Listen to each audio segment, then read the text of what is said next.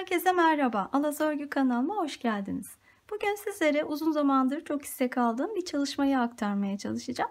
Yakadan başlanan örgülerde V yaka nasıl yapılır? Bunu en kolay haliyle bu gördüğünüz cici bebek hırkası üzerinde anlatmaya çalışacağım. Hırkamız 6-9 ay, en fazla 1 yaşa kadar uygun oldu. Ölçülerini de söyleyeyim. Beden genişliği 26 santim, beden boyu 30 santim. Ben 100 gramı 300 metre olan bir ip kullandım ve bir yumak tam yeterli oldu. 3,5 numara şişle ördüm.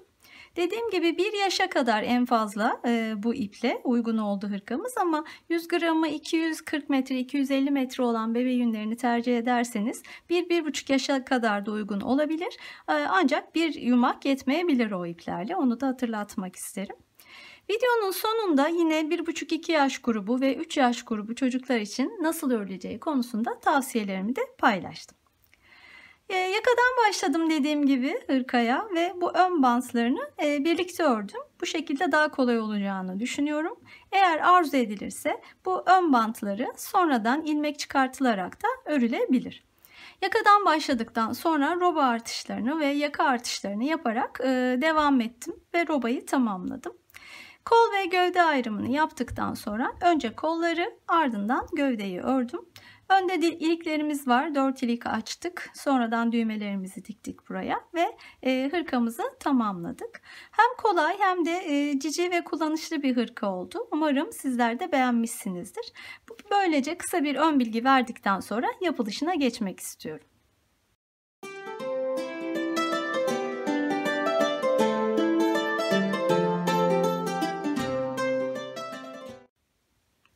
Örgümüze başlamadan önce ne yapacağımızı kısaca çizim üzerinde anlatmak istiyorum size.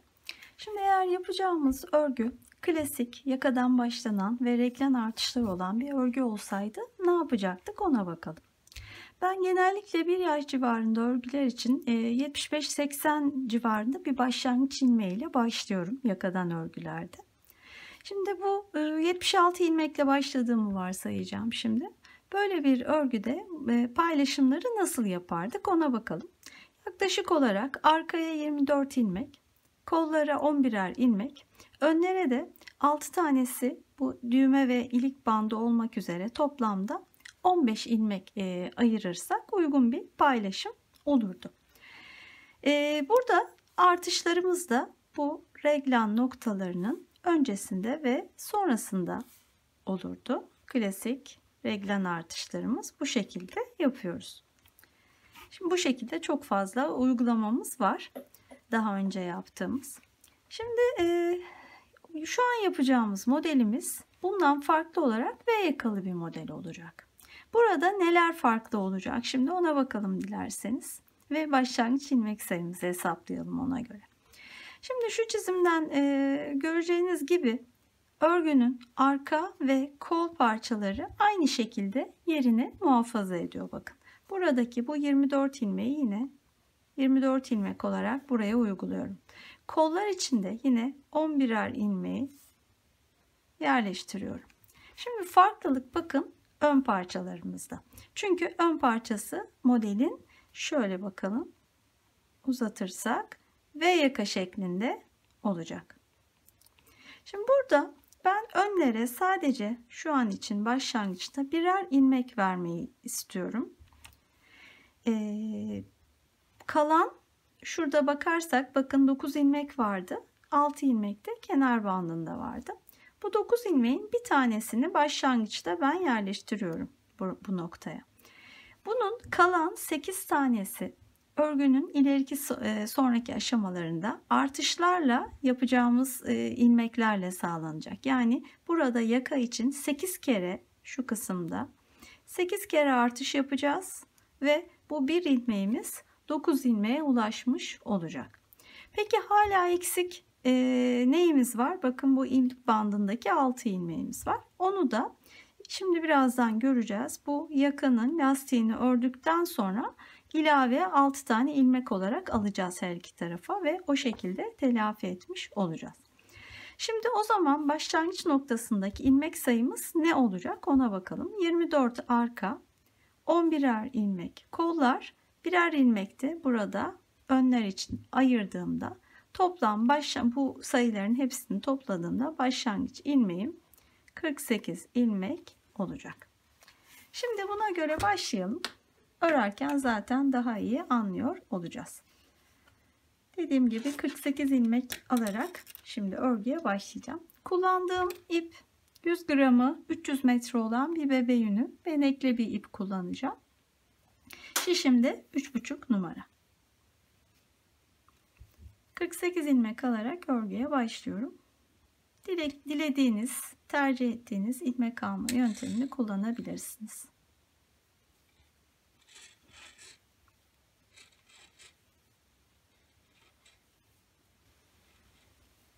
Evet, 48 ilmeğim şişim de hazır. Şimdi örmeye başlıyorum. Bir düz bir ters lastik öreceğiz yaka kısmında. Şu an örgünün arka yüzündeyim. Bir düz bir ters örerek başlıyorum.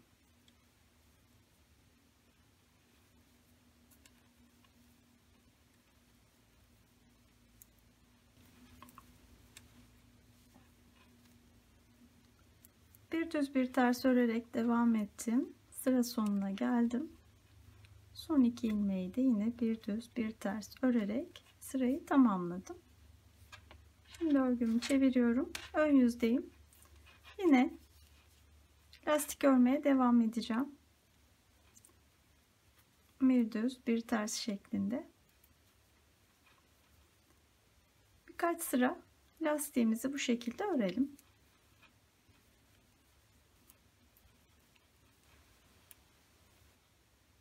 Evet, lastiği 6 sıra olacak şekilde ördüm. Şu an ön sıradayım. Ön sırayı da ördüm. Bakın bu başlangıç ipimiz solda kalıyorken bu baktığım yön örgünün ön yönü olarak kabul ediyorum. Bu sırayı da ördüm. Toplam 6 sıra oldu. Bunu nasıl sayabilirsiniz? Bakın çok kolay bir şekilde şu ters ilmeklerden sayabilirsiniz. Şu başlangıç ilmek attığımız sırayı saymazsak aradaki bakın sıralar 1, 2, 3, 4, 5, 6 sıra oldu. Şimdi bu başta anlattığım hatırlarsanız bu kenar bandını oluşturacak 6 ilmeği bu lastiğin bitimiyle birlikte bu sırada alacağız. Şimdi onu nasıl alacağız? Bakın şu yanlardan alacağız bu 6 ilmeği. Her iki tarafta da bu ördüğümüz kısımlardan alacağız. Şöyle çeviriyorum örgüyü. Elime de ya bir sivri bir şiş ya da bu şekilde bir aparat, elinizde ne varsa bir iğne de olabilir. Böyle bir aparat alıyorum. Zaten 6 sıra ördüğümüz için lastiği bu kenarda 6 tane ilmek var alabileceğimiz. Bakın şöyle çeviriyorum. Daha kolay olacaktır bu şekilde. Şu kenardan şu kenar ilmeklerine bakın aparatı geçirerek alıyorum hepsini şöyle sırayla. 3 4 oldu.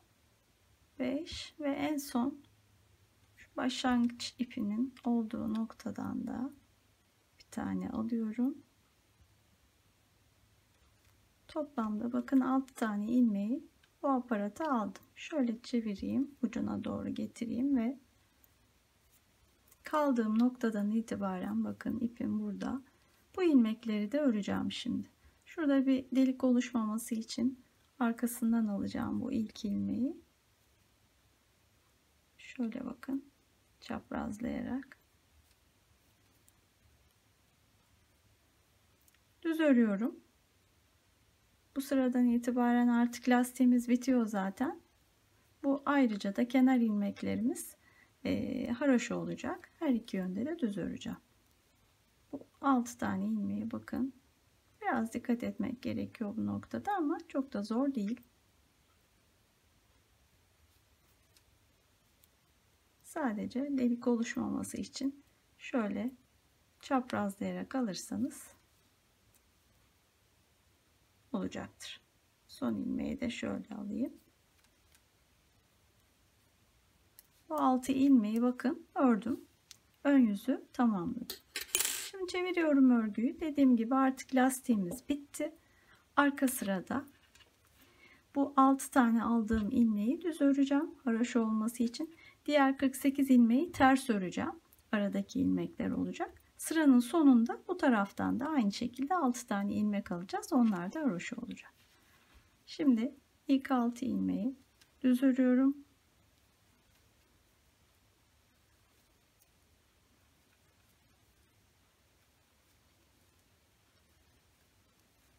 Sonra diğer ilmekleri ters örerek sıra sonuna geliyorum.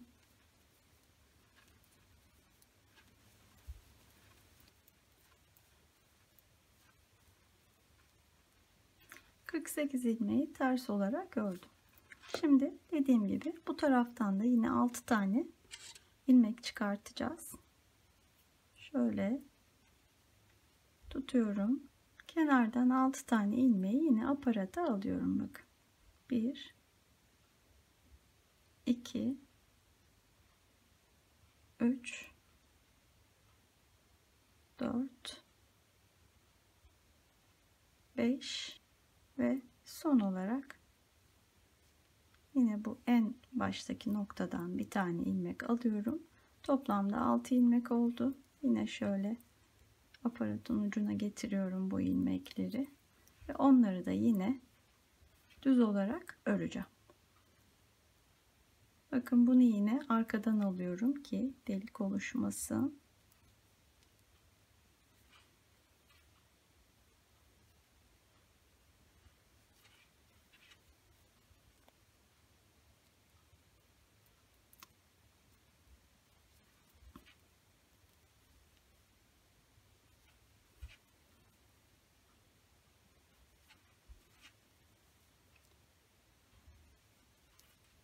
Bu şekilde ilmeklerin hepsini örerek yine sırayı tamamladım.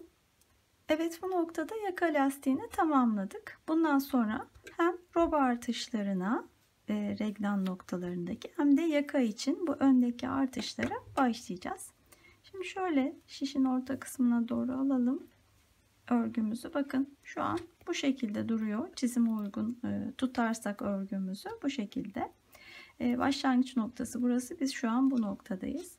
Şimdi kenardan 5 tane 6 tane ilmek aldık. Onlar lastik ilmeklerimiz. Bakın onları şöyle ilk başta ayırıyorum.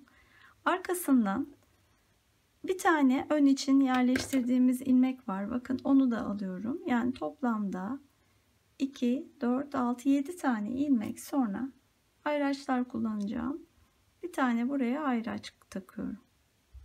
Bu bizim şu çizerek gösterdiğim, şu çizgilerle gösterdiğim bakın ilk reglan noktamız.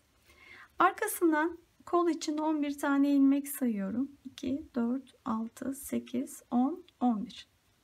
İkinci reglan noktası için yine bir tane ayraç yerleştiriyorum. Devam ediyorum. 24 tane arka için sayacağım. 2 4 6 8 10 12 14 16 18 20 22 24. Buraya yine bir tane ayraç takıyorum. Üçüncü ayracı yerleştirdik. Sonra devam ediyorum 11 tane kol için. 2, 4, 6, 8, 10 ve 11. Buraya son ayracımı da takıyorum.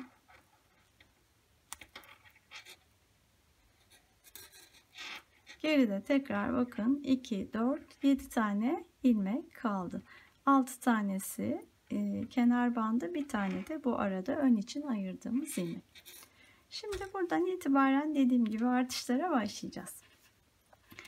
İlk sırada sadece reglan artışlarımızı yapacağız. Henüz yaka artışını yapmayacağız. Yani bu işaretlediğimiz 4 tane reglan noktasının bu ayraçların hem öncesinde hem de sonrasında artışlar yapacağız. Bakın bu şekilde toplamda 4 noktada her birinde ikişer tane artırdığımız için 8 tane artırma yapmış olacağız. Evet, başlayalım. Önce 6 ilmek kenar bandımızı örüyoruz.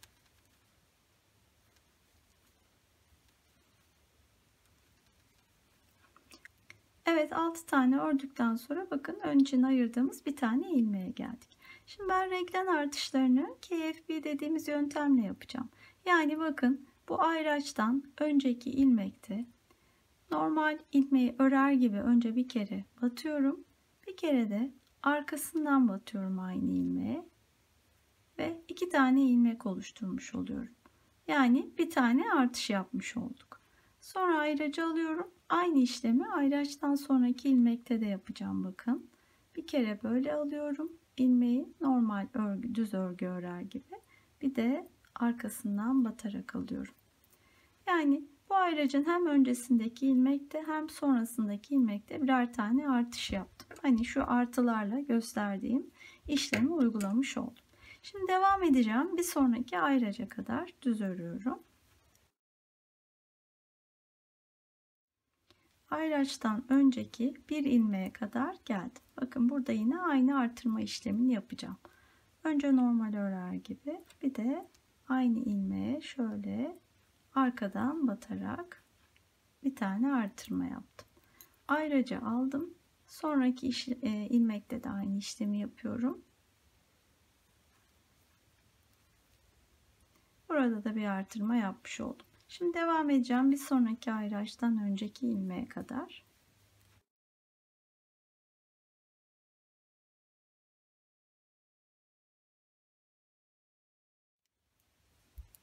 Ayraçtan önceki ilmekteyim.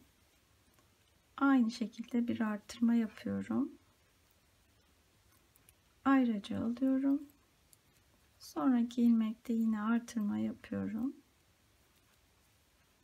Ve sonraki ayraca kadar, bir öncesine kadar devam ediyorum. Ayraçtan önceki ilmekteyim. Yine artırma yapacağım. Ayracı geçirip sonraki ilmekte de artırma yapıyorum. Ve bu sıradaki bu toplam 8 tane artırmayı yapmış oluyorum. Şimdi kenarda bakın zaten 2, 4, 6 tane ilmeğimiz kaldı. Onları da örerek sırayı tamamlıyorum.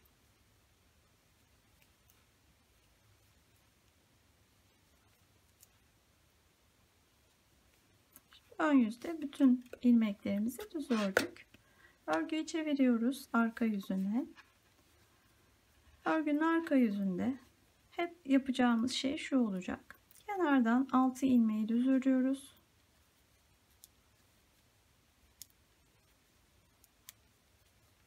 Kalan ilmekleri son 6 ilmeğe kadar bütün aradaki ilmekleri ters örüyoruz.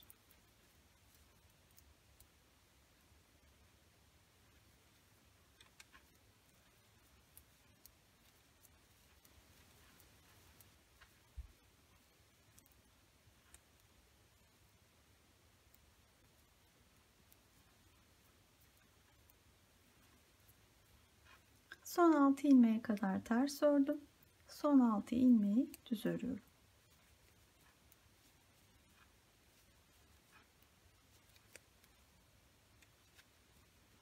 Evet, ilk artırma sıramızı tamamladık.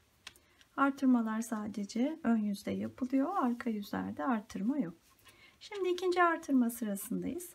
Bu sırada yakada da artırma yapacağız. Hep bu şekilde olacak.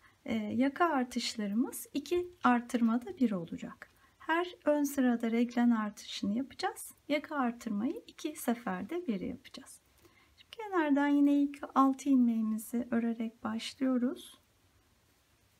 3, 4, 5, 6. ilmekte bakın aynı yöntemle ilmeği bir önden bir de arkadan batarak ilk yaka artırmasını yapıyorum. Yani bakın kenardan 2, 4, 6 ilmekten sonra 7. ilmek olarak artışımız oluşmuş oldu. Aynı şeyi simetriyi sağlamak için diğer tarafta da yapacağız. Şimdi öncelikle devam edelim sıramıza. Reglen artışlarına artık geldik. Bakın ayraçtan önceki ilmekteyim. Onu da yapıyorum. Artışı yaptım. Ayracı aldıktan sonra sonraki ilmekte de yine artışı yapıyorum. Devam edelim bir sonraki ayraca kadar.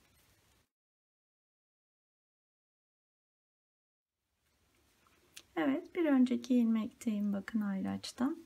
Artış yapıyorum. Ayraçtan sonraki ilmekte de yine artış yapıyorum. Devam edelim. Sonraki ayraca kadar.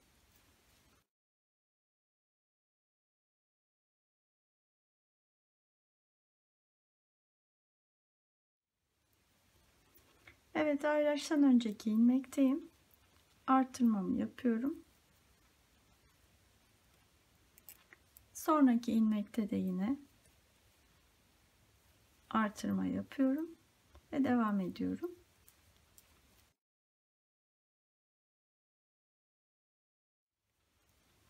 Ayraçtan önceki ilmekteyim. Artırma yapıyorum. Sonraki ilmekte de yapıyorum.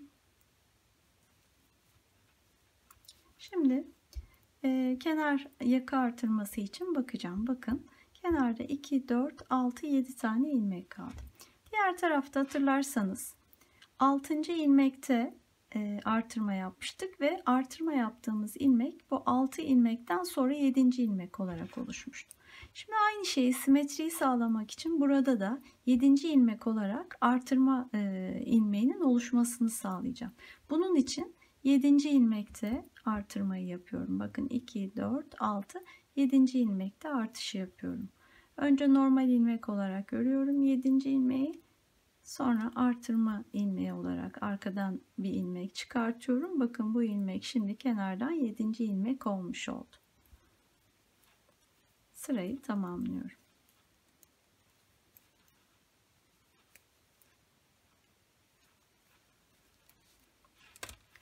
Arka sıralar dediğim gibi hep aynı.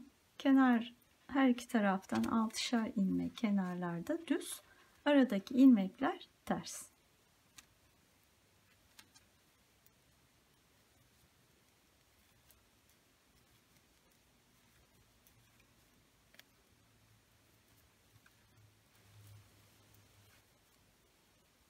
Son 6 ilmeğe kadar ters ördüm. Son 6 ilmeği düz örüyorum.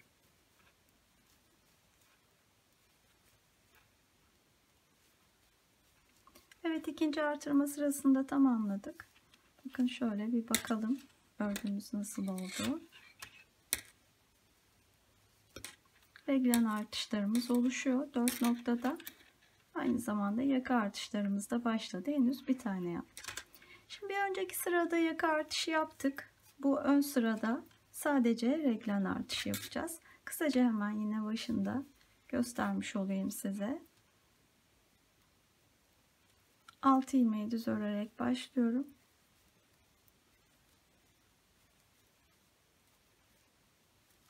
Arkasından devam edeceğim. Ayraçtan bir önceki ilmeğe kadar.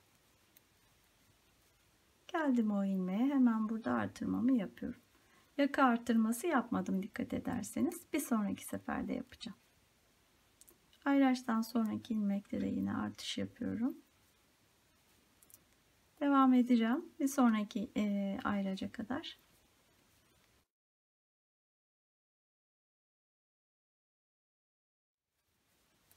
Ayraçtan önceki ilmekte artırma yapıyorum. Sonraki ilmekte artırma yapıyorum. Devam edelim.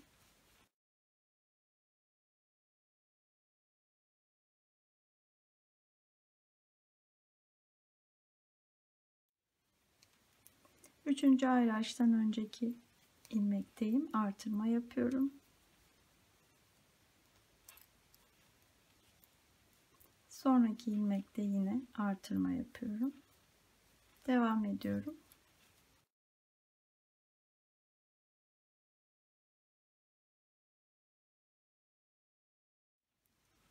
Son ayraçtayım. Artırma yapıyorum. Sonraki ilmekte yine artırma yapıyorum ve düz örerek sırayı tamamlıyorum.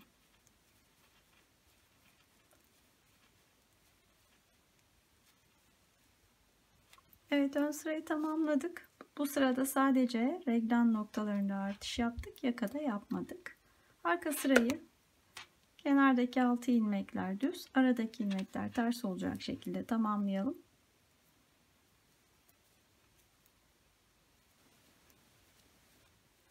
Evet, arka sırayı tamamladım. Şu ana kadar toplamda 3 kere reglen artışı yapmış olduk. Bir kere yaka artışı yaptık. Şimdi bu dördüncü artış sırasında yine yaka artışını da yapacağız. Bunun için hemen ilk 6 ilmeği örüyorum.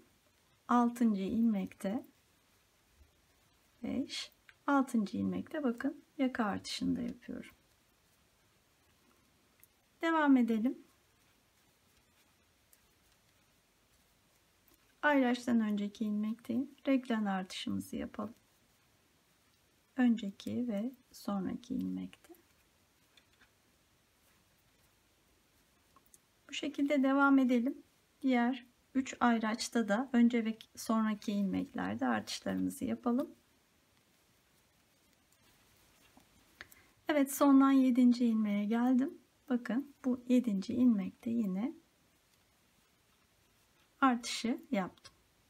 Kenar ilmeklerini de örerek sırayı tamamlıyorum. Böylece toplamda 4 tane reglen artışı yaptık. 2 kere de yakadan artışlarımızı yaptık. Şimdi hatırlarsanız başta söylemiştim. Bu 9 ilmeğin bir tanesini ilk başta almıştık. Kalan 8 tanesini yaka artışı olarak yapacaktık. Şu ana kadar 2 tanesini yaptık. 6 tane daha devam edeceğiz. Yani bir ön sırada reglen artışı yapacağız. Şimdi bundan sonraki olduğumuz ön sırada. Ondan sonraki ön sırada hem reglen artışı hem yaka artışı yapacağız. Üçüncü olmuş olacak. Bu şekilde toplam 8 tane yaka artışını yapana kadar devam edeceğiz. Ondan sonra büyüklüğüne bakacağım. Reglen derinliği yeterli mi değil mi diye. Eğer yeterliyse ayrımlara başlayacağız. Yani kol ve gövde ayrımlarına. Yeterli değilse bir miktar daha reglen artışımıza devam edip onu tamamladıktan sonra ayrımlarımızı yapacağız. Şimdi bu süreçte aynı tekrarları yapacağım için ben tek devam edeyim. Toplam 8 yaka artışını tamamlayayım. Ondan sonra tekrar görüşelim. Evet, robayı örmeye devam ettim. Toplamda 8 kere yaka artışı yaptım önlerden. 16 kere de reglen artışı yaptım. Şu an şişte 204 tane ilmek var. Şu reglen derinliğini ölçelim. Şöyle şuradan ölçelim. Bakın lastik dahil yaklaşık 12,5, henüz 13 santimetre olmadı. Ben 2 artış daha yapmak istiyorum. Yani 16 artış demiştim reglen için. 2 tane daha yaparsam 18 artış olur. Bu uzunlukta 13,5-14 santimetre kadar olur ki bir yaş için ideal bir uzunluk olmuş olur. Şimdi 2 kere daha sadece reglen artışlarını yaparak robayı devam edeyim örmeye. Yakada artık artırmayacağım. Dediğim gibi 8 tane bu ilk başta konuştuğumuz bu artışı yaptım. Yani şuradaki bu eksik ilmeklerimizi tamamlamış oldum. Artık yakaya artış yapmayacağım. 2 reglen artışı yapıp roba artırmalarını tamamlayacağım. Evet, roba için 2 artış daha yaptım. Toplam 18 artışa ulaştım. Hemen şu robanın şu son halinin uzunluğunu söyleyeyim size. Yaklaşık 14 santimetre oldu. Şimdi artık kol ve gövde ayrımlarını yapacağım. Bu arada şu an ulaştığım toplam ilmek sayım 220. Şimdi aynı zamanda hem ayrımları yaparken hem de ilk iliğimizi açacağız. Ben bir erkek bebek için örüyorum bu hırkayı. Dolayısıyla iliğim bu tarafta sıra başında olacak. Düğme tarafı sıra sonunda olacak. Siz kız bebek için yapıyorsanız tam tersi yapabilirsiniz. Yani iliği burada değil, sıranın sonunda açabilirsiniz. Şimdi şöyle yapacağız iliğimiz için. Kenardan ilk 3 ilmeği örüyorum. Sonra ilik olması için şöyle ipi şişe bir kez doluyorum. Ardından gelen 2 ilmeği birlikte örerek alıyorum bu şekilde. Bu doladığım ip iliğimi oluşturacak. Sonra 6. ilmeği de örerek bakın kenar bandımı tamamlıyorum. Arkasından örmeye devam edeceğim. İlk ayrıca kadar gelelim öncelikle.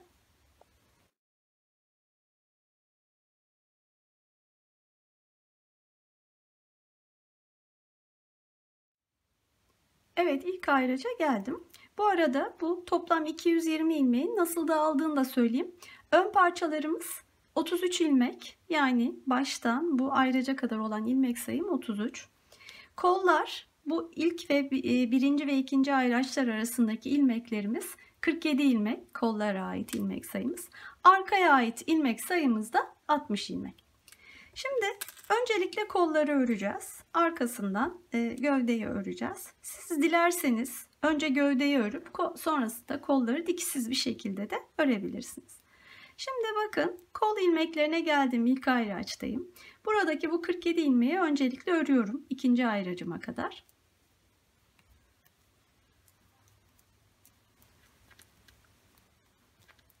İkinci ayraca geldim. Şimdi buradan geriye döneceğim ve kol ilmeklerini örmeye devam edeceğim. Ama bu arada bu kol altının kasmaması için şöyle buraya bir tane ilmek alıyorum. Aynı şekilde diğer tarafta da bir tane alacağım. Şimdi dönüyorum. Örmeye devam edeceğim. Şimdilik bu ayraç kalsın, sonra kaldıracağız zaten. Çok net anlaşılacak. Şimdi kenar ilmeklerini ben örmek istiyorum dikiş olacağı için. Ön yüzde bütün ilmekleri düz, arka yüzde bütün ilmekleri ters öreceğim. Ters örerek başladım. Sıranın sonuna kadar, daha doğrusu sıra dediğim kolun sonuna kadar, bu sarı ayraca kadar ilmekleri ters olarak örüyorum.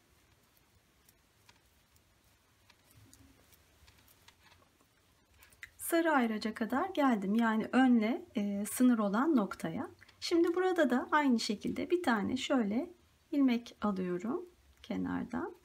Bu iki aldığım ilmekle birlikte şu an kol ilmek sayım 49'a ulaştı. Bu ilmekleri şimdi iki sıra daha öreceğim. Yani önden hepsini düz, arkadan hepsini ters olacak şekilde iki sıra daha öreceğim. Ön sıranın sonuna geliyorum. Son ilmeği de yine düz ördüm. Bakın artık bu ayraçlara gerek yok. Artık anlaşılıyor bu dönüş yapacağımız noktalar. Ön sırayı tamamlıyorum. Arka sırayı da örelim ters örerek. Evet, arka sırayı da tamamlıyorum.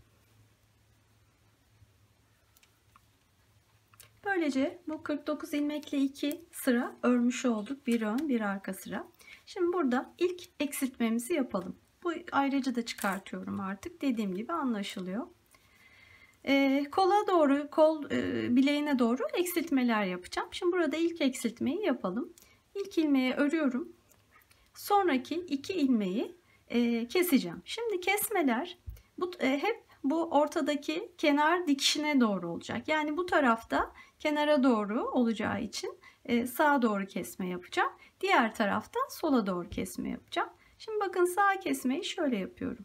Bu iki ilmeği birlikte alarak yapıyorum. Kesmemin yönü kenara doğru oldu. Sonra son 3 ilmeğe kadar öreceğim. Evet, bakın son 3 ilmekteyim. Bu defa eksiltme yönüm yine kenar çizgisine doğru, yani sola doğru olacak. Bunun için ilmeklerimin yönünü değiştiriyorum. Şöyle. Ve bu iki ilmeği birlikte örerek alıyorum. Ve bu taraftan da bir ilmek kesmiş oluyorum. Son ilmeği de yine düz örerek ön yüzü tamamlıyorum. Arka yüzü ters örerek bütün ilmekleri tamamlayacağım. Şimdi bu şekilde yaklaşık 4 veya 5 kere kesme yapmayı planlıyorum. Kesme aralıklarını da 3 santimetre olacak şekilde yapacağım. Bu da yaklaşık 8 ya da 10 sıra yapacaktır. Siz örgünüzde ölçerek de bulabilirsiniz. Ben yaklaşık 3 santimetre kadar bu şekilde, şu an kalan, tekrar 47 ilmeğe düştüm bu arada. 49'a çıkmıştık, tekrar 47'ye düştüm. Bu 47 ilmekte bir 3 santimetre olacak şekilde öreyim. Ondan sonra ikinci kesmeyi yine birlikte yapalım. Evet, kesmeyi yaptığım sıradan sonra 7 sıra daha ördüm. Bakın bu şekilde şu an kolun görüntüsü. Yaklaşık da 3 santimetre oldu bu kesmeden sonraki ördüğüm kısım. Şimdi ben burada ikinci kesmeyi yapmak istiyorum. Hemen hızlıca bir kez daha göstereceğim. İlk ilmeği ördükten sonra burada bu tarafta sağa doğru kesme yapacağım. O nedenle bakın, bu iki ilmeği birlikte alıyorum. Sonra örmeye devam ediyorum son 3 ilmeğe kadar. Son 3 ilmeğe geldim bakın. Buradaki kesmem sola doğru olacak. O nedenle ilmeklerin önce yönlerini değiştiriyorum. Sonra ikisini birlikte örerek alıyorum. Son ilmeği de örüp ön sırayı tamamlıyorum. Evet, bu şekilde örmeye devam edeceğim. Şimdi bu kesmenin ardından 7 sıra daha öreceğim. Sonra 3. kesmeyi yapacağım. Bu şekilde 4 ya da 5 kere kesme yapmayı planlıyorum. Ben bu kısmı öreyim. Ondan sonra kaç kesme yaptığım bilgisini yine sizinle paylaşacağım. Evet, kolu örmeye devam ettim. Aralarına 7'şer sıra örerek toplamda 5 kere kesme yaptım. İlmek sayısı 39'a düştü. Uzunluğunu da söyleyeyim. Kol altından itibaren şu anki yaklaşık uzunluk 15,5-16 santimetre kadar oldu. Şimdi bilek kısmına lastik öreceğim. Toplam uzunluk 18-19 santimetre olana kadar lastiği örersem yeterli bir uzunluk olacaktır kol için. Burada lastiğe başlayacağım. Bir düz bir ters lastik öreceğim. Bu yaka kısmında olduğu gibi. İlk ilmeği aldıktan sonra tersle devam ediyorum. Tekrar bir düz, bir ters, bir düz, bir ters. Bu şekilde lastiğimizi örelim bir miktar. Lastiğin ilk sırasının sonuna geliyorum. Son ilmeği ters olarak örüyorum. Sonra örgünün arka yüzünü çevirip ilk ilmeği yine bu şekilde aldıktan sonra sıradaki ilmeğe bakıyorum. Bir düz ilmek, onu düz olarak örüyorum. Sonra ters geliyor zaten. Yani bu şekilde ilk ve son ilmekleri de böyle uygulayarak lastiğimizi örelim. İstediğimiz uzunluğa gelene kadar.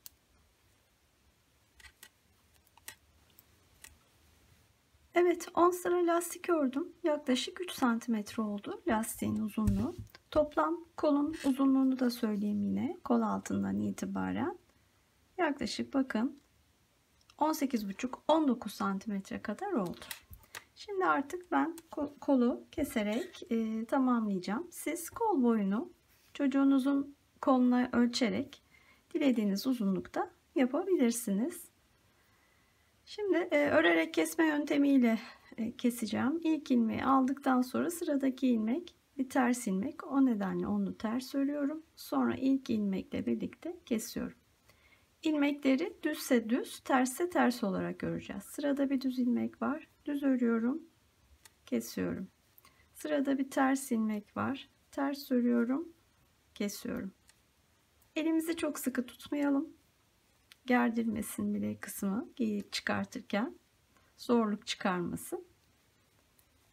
Bu şekilde ilmekleri olduğu gibi önce örüyoruz, arkasından kesiyoruz.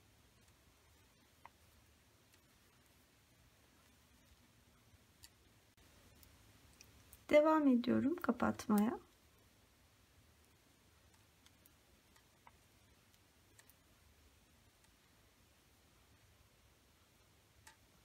Son ilmekteyim. Onu da kesiyorum. Evet, kolu tamamladık. Bakın bu şekilde oldu. Şimdi ben kolu ipi koparmadan bir tığ kullanarak birleştireceğim. Siz dilerseniz iğneyle de dikebilirsiniz. Tamamen sizin tercihinize kalmış. Şimdi şu şekilde bakın kolu katlıyorum. Dış yüzü içte kalacak şekilde. Sonra ipim karşıda, bu taraftan en uçtan tığı şöyle geçiriyorum. Tam köşeden. Sonra şöyle öncelikle iki tarafı birleştireceğim. Arkasından şöyle bir tane de zincir çekiyorum gergin olmaması için. Ve karşılıklı şöyle şu kenar ilmeklerinden, bakın kenar ilmeğin iki parçasından birden geçirerek aynı şekilde karşıda da birleştiriyorum. Arkasından dolama yapmadan kaydırma yöntemiyle şu şekilde çekiyorum. Yine kenar ilmeğinden bakın böyle geçiyorum bu tarafta. Karşıda da öyle. Sonra çekiyorum. Bu şekilde iki tarafı birleştirelim.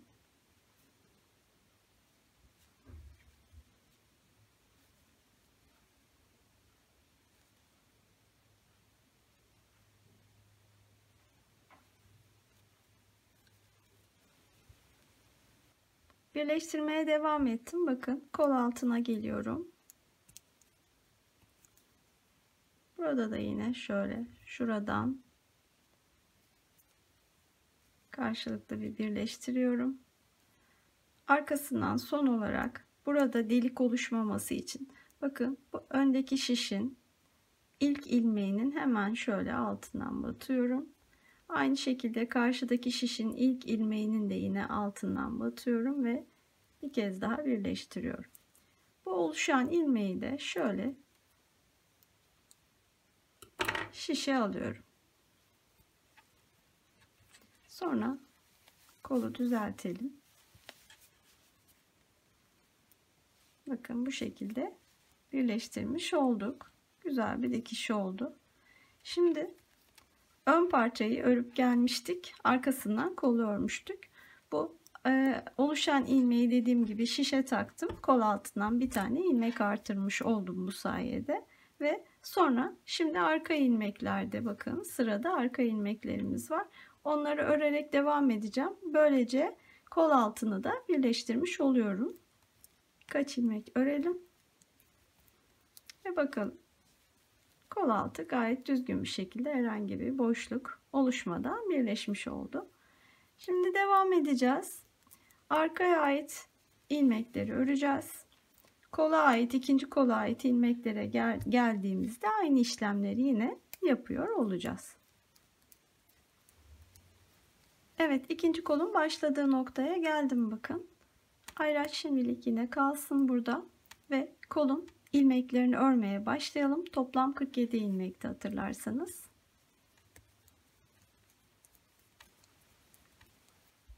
Evet, bir sonraki ayraca kadar ördüm. Hatırlarsanız diğer kolda her iki taraftan birer tane ilmek artırmıştık. Şimdi aynı şeyi burada da yapacağım. Şöyle bir tane ilmek ilave ediyorum bu tarafa ve örgüyü çeviriyorum. Arka yüzden ters olarak örmeye devam edeceğim.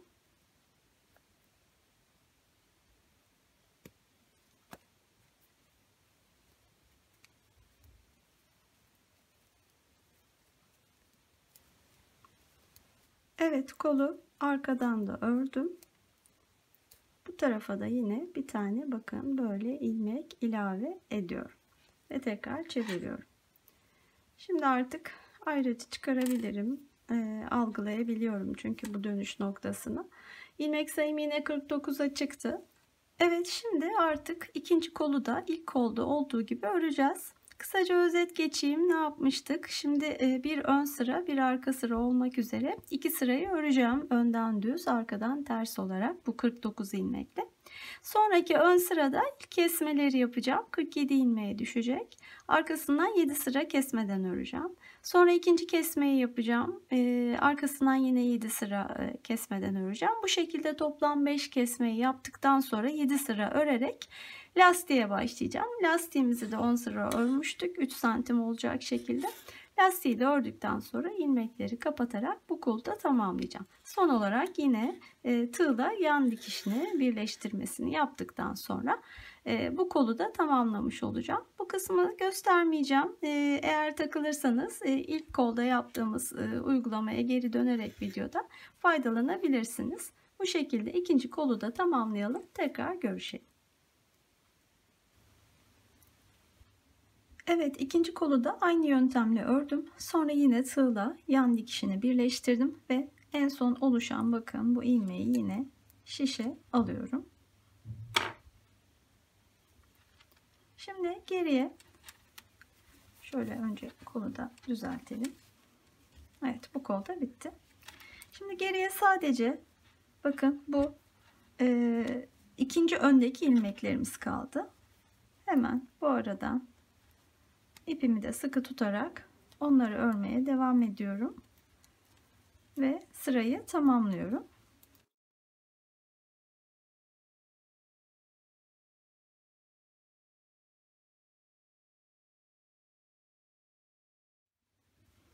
Evet, ne yaptığımıza bir bakalım.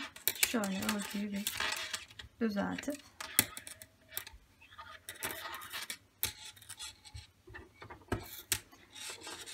robamız bitti. Arkasından kollar ayrıldı ve kollar da bitti. Bakın, her iki kolumuzu da tamamladık. Artık gövdeyi de birleştirmiş olduk kol altlarından. Bundan sonra işimiz çok kolay. Gövde kısmını örmeye devam edeceğiz. Ben bu projede bu V yaka tekniğini anlatmaya konsantre olduğum için herhangi bir model uygulamadım. Siz dilerseniz bu gövdeden alt kısmına bir model uygulayabilirsiniz. Ben yine düz örmeye devam edeceğim dediğim gibi. Düz bir şekilde bundan sonra öreceğim. Ne kaldı geriye yapacağım? İlk şu iliği açmıştık, hatırlarsanız bu sıranın başında. İliğimizi açmıştık. Bir 5 santimetre aralıklarla ilik açacağım. Kaç tane olur bilemiyorum. Muhtemelen 3 ya da 4 tane olacaktır. 5 santimetre aralıklarla ikinci ve üçüncü ilikleri açacağım. Ondan sonra gerekli uzunluk sağlandığı zaman yine etek kısmına kollarda olduğu gibi bir düz bir ters lastik uygulaması yapacağım. Oraya kadar bundan sonra artık bir detay yok. Dediğim gibi kenarlar 6'şer tane haraşo. Orta kısımlar önden düz, arkadan ters bir şekilde öreceğiz. Sadece iliğimizi açacağız 5 santim aralıklarla.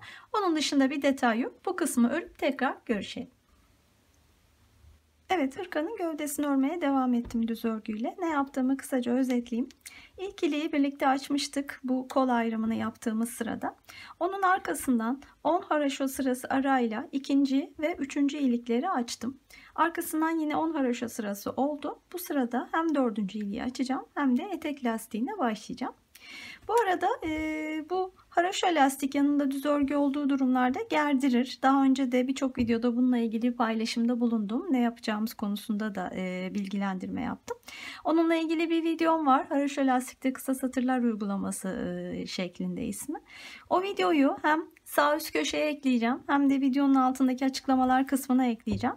Oradan ulaşabilirsiniz. Ben bu ilik aralarında o uygulamayı yaptım ki bu haraşo lastik gerdirmesin diye. Bakın, gayet düzgün bir görüntüsü oldu. Sizler de o videoyu izleyip aynı uygulamayı bu aralarda, ilik aralarında yapabilirsiniz.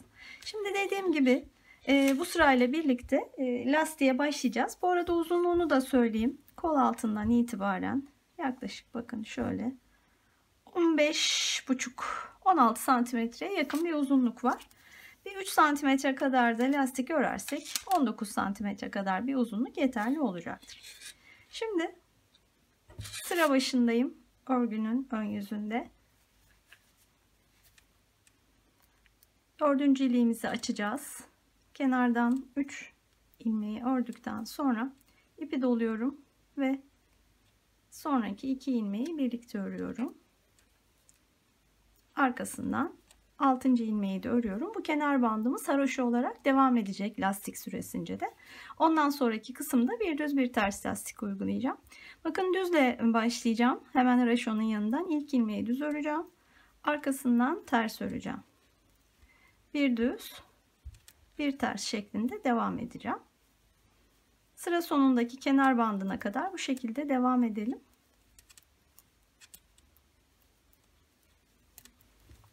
Sıra sonuna geliyorum. Son ilmeğin de düz olmasına dikkat ediyorum. Yani bu 6 ilmekten sonraki son ilmeğin de düz olmasına dikkat ediyorum ki diğer tarafta simetrik bir görüntü oluşsun. Eğer ters denk gelirse burada bir ilmek azaltabilirsiniz ve bu son ilmeğin düz olmasını sağlayabilirsiniz. Sonra kenardaki 6 ilmeği yine düz olarak örüyorum. Haraşo devam edecek kenar bantlarımız. Bu şekilde kenarlardaki 6'şer ilmeklerimiz düz, aradaki ilmekler bir düz bir ters olacak şekilde örmeye devam edelim. Bir yaklaşık 3 santimetre kadar örelim. En sonunda yine kolda kullandığımız teknikle, yani örerek kesme tekniğiyle ilmeklerimizi kesip kapatalım ve hırkanın örgüsünü bitirmiş olalım. Evet, etek lastiğini 12 sıra ördüm. Yaklaşık 3 santimetre olacak kadar. Arkasından ilmekleri keserek kapattım. Örgüyü tamamladım. Son olarak düğmelerini de diktim. Böylece hırkamız tamamlanmış oldu. Hırkamız 6-9 aylık veya en fazla 1 yaşa kadar çocuklar için güzel bir çalışma oldu. Son olarak ben biraz daha büyük çocuklar için ne yapabiliriz? Bu konudaki tavsiyelerimi paylaşmak istiyorum. Bununla ilgili bir çalışma yaptım. Birincisi 1,5-2 yaş grubu için, ikincisi 3 yaş grubu için. Yine ilk başta yaptığımız gibi yapacağız. Normal bir yakadan başlama şeklinde ilmek sayımızı ele alıp arkasından V yaka olduğunda ne yapabiliriz şeklinde.